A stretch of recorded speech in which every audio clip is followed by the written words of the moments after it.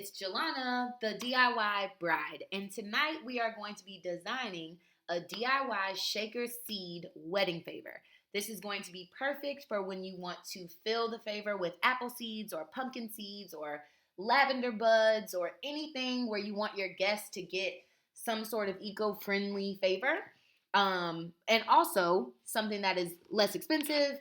It could save a lot of time, save a lot of money, and would fit right in with a rustic sort of outdoorsy type of theme.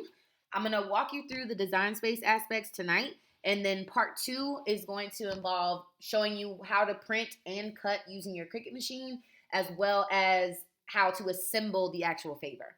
So let's jump right into the designing aspect. We're going to need to go and grab our images. The first image that we're going to need is a pumpkin frame, and I have the number specifically for that. That's hashtag M27AB7EE5, and that's going to be our pumpkin frame, so we definitely need that. And then we need to go and grab our seeds packet, which is hashtag M36759. I know it has like a little pepper on the front of it, but we're going to get rid of it in a minute. Don't worry. All right, I clicked add to canvas, which is going to bring my images over to a space where I can manipulate them. If your design space doesn't show these grid lines, you can click on this box right here between the double zeros and change the way the design space looks. You can go with the plain background or you can go with grids. I like the grid, the big boxes, so that it can help me align things a little bit better. So if you didn't know that, you can use that. I also do not like a white background because half of the things I make are white and I need to be able to see them. So instead, I'm going to change my canvas color to this lighter gray. All right, so now that we've got all of our images, we're going to need to ungroup. Well, actually, let me change the size first. I want this to be a total of 4. Oops, let me lock that back. Make sure your image is locked. This little lock should be closed. And then I want this to be 4.9 inches. All right, cool. Same thing here. I'm just going to resize it so that it's a little bit out of my way. All right, so now that we have our image here, I want to ungroup this, which means that everything is going to be separate. And then I'm going to detach this as well, so that way my score line, my seed packet, and my background page is all different, or is all separated. I want to get rid of this background page because I actually don't need it. I'm going to be slicing and creating a brand new look, so we don't need that. I'm going to click on my seed packet, go to contour, and hide and fill in the pepper. So now I've got a nice plain solid favor.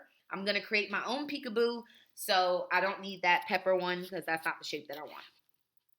All right, I'm going to change this color to white because we are going to, even though you may not print on white paper, when you select the background color as white, especially when you're using the print and cut feature, it will allow the printer or the Cricut machine to print on a paper that's colored, but not print the color of the favor on the page. So for instance, if I were to make this gray, or let's just make it orange, and I highlight this and turn it into print and cut,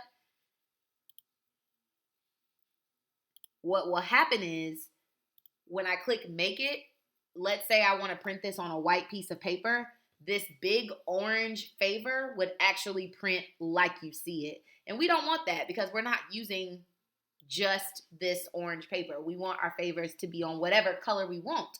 So we can make it white, which is a universal kind of background. I also need these to be back to score lines. Okay, now I got pretty much everything set up the way that I want. So what I'm going to do now is I'm going to grab this frame and I'm going to center it to where I like. You see how it's behind your favor right now? If you right click on it and send it to the front, now you'll be able to place it and see where you want to go. This is kind of large right now, so I'm going to bring it down to maybe like 1.8-ish and bring it as close to the bottom as I can. But the pumpkins look a little sideways to me right now, so I'm going to rotate them a little bit so it looks like the pumpkins are a little bit more flat. And again, this is where my grid lines kind of come into play. I'll just line this up and change this around and make sure my frame is, nice and flat the way that I like it. Okay, cool. So now that we've got our frame in the position that we want, what we're going to need to do now is create our hole, our peekaboo, right? So we can actually see what's inside of our favor. So I'm going to hide this frame for now. Well, not the frame, I'm sorry. I'm going to hide the score lines for now because I don't really need those. And I'm going to need to create a hexagon to fit this outline. So I'm going to go over to shapes. I'm going to grab a hexagon. It's going to pop up in this dark gray color. And I'm just going to resize it to fit the inside of my frame. So this means I'm going to need to rotate it just a little bit so that it matches up with everything. And then to make sure that nothing is overlapping or looking weird or anything like that, I'm going to send this gray to backwards one. So not send to back, but move backwards. It just moves it one layer. And you see how it looks like it's on the outline? That's exactly what we want. We don't need our frame right now because we've already gotten our reference point. So I'm going to now hide the frame, highlight the favor and the hexagon, and I'm going to slice it. And what the slicing tool does is it creates layers from the two-dimensional pieces that we got. So right now, this gray piece we don't need, so we're going to hide that. And then the white piece that was cut out, I'm going to change that color to blue so we can see what's happening. Okay? Now, from here, I'm going to widen this a little bit. But you see how when I widen it, nothing actually changes? It's because this is behind my favor. So when I make this a little bit bigger, because this is actually going to be my acetate sheet. This is going to be my clear piece that allows the seeds not to fall out. I want this to be a little bit bigger, but I'm going to pull up my score lines and bring them to the front as a reference point. So here's my score lines, and this again is going to get glued on the back, but just keep your seeds from falling out. So everything looks pretty good right now. I'm going to go back to hiding my score lines because I don't really need those right now. And I'm going to hide my hexagon because I don't need that right now. So everything is going to be here. I'm going to go and grab my frame, unhide that, and you see how you can't really see it? It's in the back. You're going to bring that to the front. So send all the way to the front. And there's my frame. Now, if I were to print this as is, this black line wouldn't actually print on anything. My Cricut machine would cut it out in this gray. It would be really flimsy and not high quality. So instead, we're going to create a background for this. And the way we're going to do that is by using the offset feature.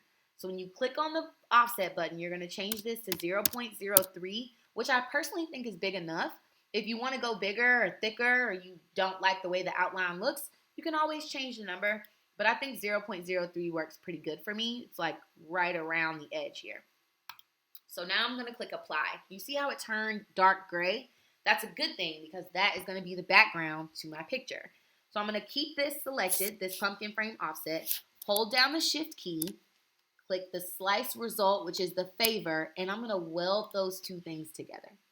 And what I just did when I welded this was create a brand new image so I can put my frame on top. But you see these little gray kind of triangles here? Those are, my Cricut machine is going to try to cut that. And that is going to be a huge problem for me. So instead, I want to contour these things. Oops. Let me go to cut here. All right. I had to change it back to cut. And I want to contour these pieces out so that my Cricut machine doesn't try to cut it. Because it's a little small and I just want like a nice clean look. Okay, cool. So now that I've gotten my background, I'm going to pull my frame back to the front and make sure everything is aligned and looks great and is in order. So you see how it's off a little bit? I'm just going to do that right there. Okay, looks good. Awesome. Okay, so now we need to put some fonts on here. We need to put some words. So I'm going to unhide my score lines again, bring them to the front, and these are going to be my guides. So I'm going to grab my font. The font that I'm using is called Dream of Spring. And I got this from dafont.com. You can head over there and check out. They have tons and tons of free fonts.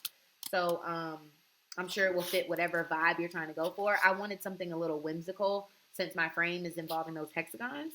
So I'm going to go with Mr. and Mrs. Rogers. Now, obviously, this is a little bit too big, so I'm going to grab my corner and resize it to my content. I think this looks pretty good. But you see how the D and the G are a little close together? I want to change that. So I'm going to ungroup that entire thing.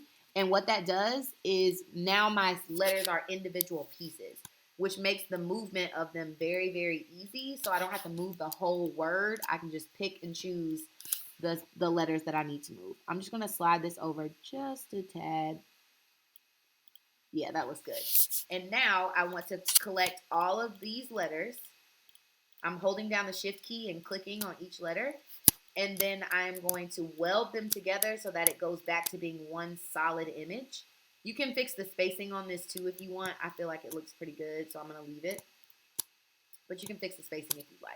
And then I'm going to click weld, which again makes Mr. and Mrs. Rogers one big piece again. All right, cool. After that, I'm going to put the wedding date, which for me was June 11th, 2021. This is still pretty large, so I'm going to resize it and place it in the middle, kind of where I like it. Looks good. You can also center this whole thing. I don't want to center the pumpkin though. You can center this entire thing to make sure everything is aligned and looking good. And that looks great. And then the last thing we're going to put is the word thank you. And the thank you is going to be actually written upside down because when you assemble this favor, this flap is going to be on the back side and you're going to fold up into it. So we're going to need to rotate this around 180 degrees. I know it looks kind of wonky, but when you fold it and assemble it, the thank you will be upright and it will be on the back so that the back doesn't look so plain. All right. Okay. Now, how are we going to seal this, right? You could either seal it by just gluing the top down to the bottom, but I actually wanted to include pieces of twine. So what we're going to need to do is create holes in this favor. Okay, we're going to need to create our own holes. So I'm going to create a shape and get a circle. And the circle size that I typically like to go with is 0.03. I just like 0.0, sorry, not 0.03, 0.3. What is it, 5? Maybe a little bit bigger than that. Let's go with 0.07, just to make sure that everything fits. Okay, so now I'm going to grab this dot here, and I'm going to place it so that my twine fits. This is still feeling a little small to me, so I'm actually going to make this a little bit bigger to like 0.1. Yeah, I think that makes me feel better. Because I'm trying to fit some twine through here. So it can't be too small, but it also doesn't need to be huge. All right, I feel like that's pretty good. So what we're going to do is we're going to put one in the dead center of this flap. I'm going to duplicate this. And I'm going to put another one in the dead center of this flap. I want to click both circles. Oops. Both circles, and I want to align them vertically so that they're in a straight line. And it should be right between Mr. and Mrs. Rogers. Okay, great. Now I'm going to I'm going to duplicate this circle again because I need 2 more. And the 2 that I need now are going to be on the top of this. So when I fold it down, I have something to actually tie my twine into. So one of them is going to be right over, say, the and symbol.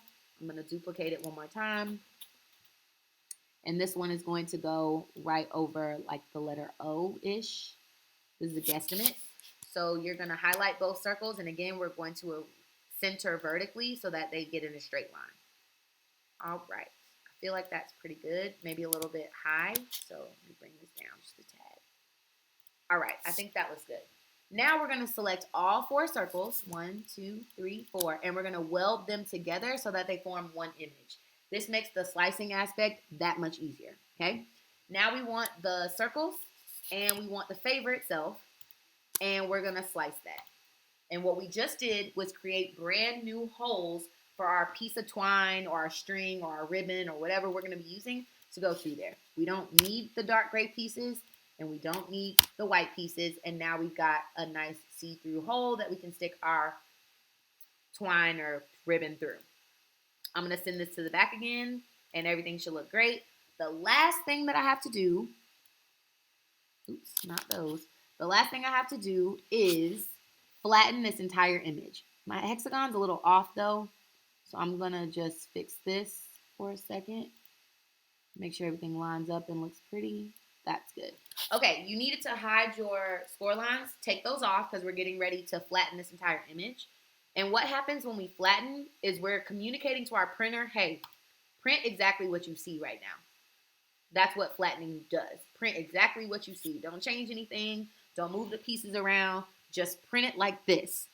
And so again, your printer doesn't actually print the color white, which is why you'll be able to slide this favor onto any color you want. It could be orange, it could be green, it could be blue, it could be whatever you want. But choosing white as a universal background, again, communicates to the printer. Just print the words and colors, the things in black and orange, the pumpkins, the hexagons, but don't actually print this white favor. Okay, bring our score lines back to the front, and we are going to attach these things together. Now, I bet you're thinking, well, won't my printer print my score lines? Actually, no. That's why we're attaching them, because when you attach these things, this attachment tool communicates to the Cricut machine that when you get this print and cut onto a mat and into the Cricut machine, the score lines need to be scored, not cut by the printer or cut by a knife. It just needs to be dented so you can fold it a little easier. The last thing we're going to do is pull out our slice result, our our blue hexagon, because we're actually going to cut that on acetate paper.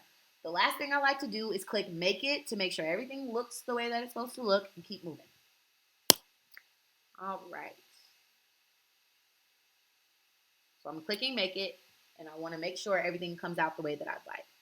Okay, so you see how this blue hexagon is on the print and cut image? What that means is when I send this to print, this blue hexagon is going to come out, and that's not what we want. So I'm going to cancel.